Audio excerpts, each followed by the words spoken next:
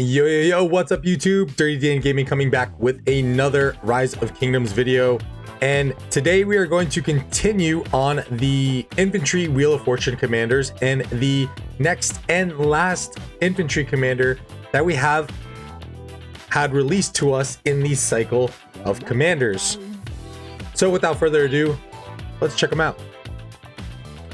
All right, so here we are. We have our man Cheok Jun-Gyeong, the Minister Protector, or CJG for short, or even shorter CJ. He is an infantry versatility and attack commander, which exactly mimics how Alexander is in his talent trees.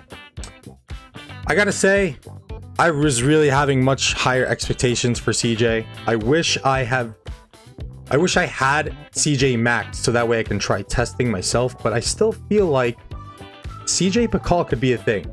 I don't know. I don't know if we gave them enough time as a community. I honestly didn't really see too many reports.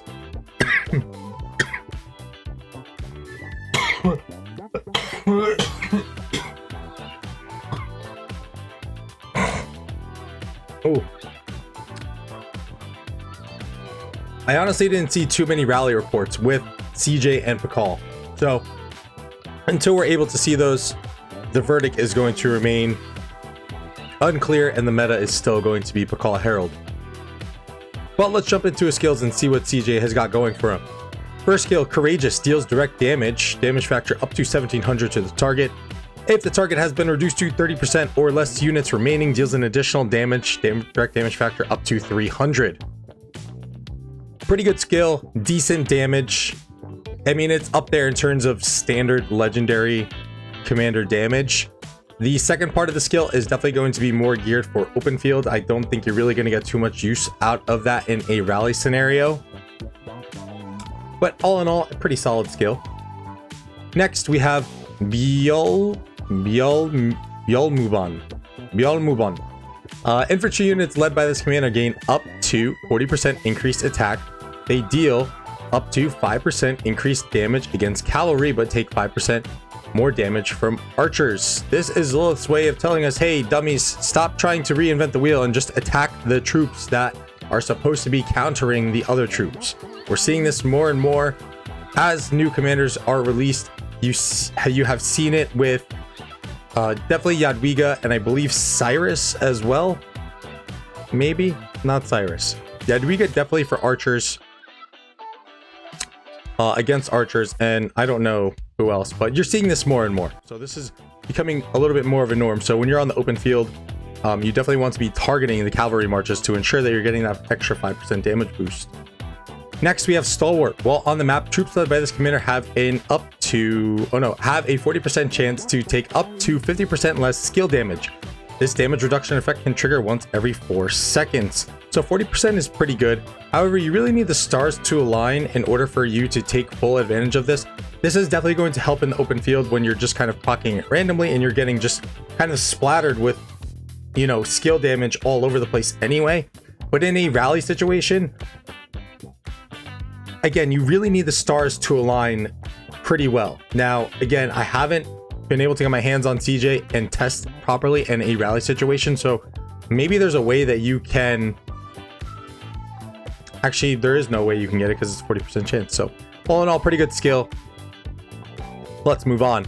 Next, Sacrifice. If troops led by this commander consist of only infantry units, they gain up to 15% increased march speed with a up to 100% chance of dealing up to 5% increased skill damage for 8 seconds when attacking. This effect can trigger once every 4 seconds and be stacked up to 8 times. So this is really kind of putting him in the realm of YSG. When you're talking about skill damage boost, it's going to be YSG first at 50%, and then CJ is going to be second at 40% skill wise. If you can get this to stack up to 8 times. Again, very much like Stalwart, you really need the stars to align here perfectly in order to take full advantage of the additional skill damage that you're going to be getting. Now, I say that because if you get up to 40% on turn number 8 and you're triggering your active skill on turn 9 or turn 10, you just barely miss out on that 40% damage boost, and there's just no way that you can get this to happen in like a patterned rate. This is totally up to chance. Again, there's a lot that is good about CJ, I think, in my opinion, but again, you just really need the stars to align in a lot of ways in order for this commander to really shine. Lastly is expertise. This is going to enhance Stalwart, and also it is going to have a little bit to do with sacrifice. So while on the map, troops led by this commander have a 40% chance to get incoming skill damage reduced by 50% and deals skill damage up to 3 enemy targets in a fan-shaped area. Damage factor is equal to the number of special sacrifice buffs multiplied by 50. So sacrifice, this being the 4th skill, that you can stack up to 8 times, meaning that you can get an additional damage factor in an AoE fashion of 400. Damage from this attack is reduced by 15% per additional target. The ability can only trigger once every 3 seconds. So you can get some pretty nice burst damage that comes out of CJ with this, but it's just a little underwhelming for an expertise. Like if I was investing into CJ as an infantry player, do I really want to spend the extra 310 sculpts for a very small 3-target AoE that's going to deal 400 damage factor? That's going to get reduced by 15%. I just don't know. It seems very underwhelming. Congratulations to Sam. And yeah, those are his skills. I think he has some good things going for him. Again, he has some decent damage. He has a little bit of tankiness. He has a boost to his skill damage, which are all things that we traditionally look for. But again, you just really need the stars to align, and everything needs to be right in optimal conditions in order to take full advantage of some of these skills. So with that being said, I'm going to give CJ a Dirty Dan 1 thumb up of approval. He's okay. It's pretty good in the open field when you're pairing him with commanders like Guan or Alex.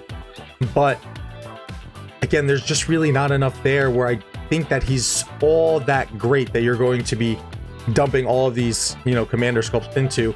If you really had to, I would say you can probably chase him to a 5-1-5-5 or even a 5-5-5-1 would do pretty well as well. So that's our verdict on our man CJ. Unfortunately, again, there's just so many things that have to be under the right circumstance that this guy can't really shine all that much, but he's still a pretty solid commander.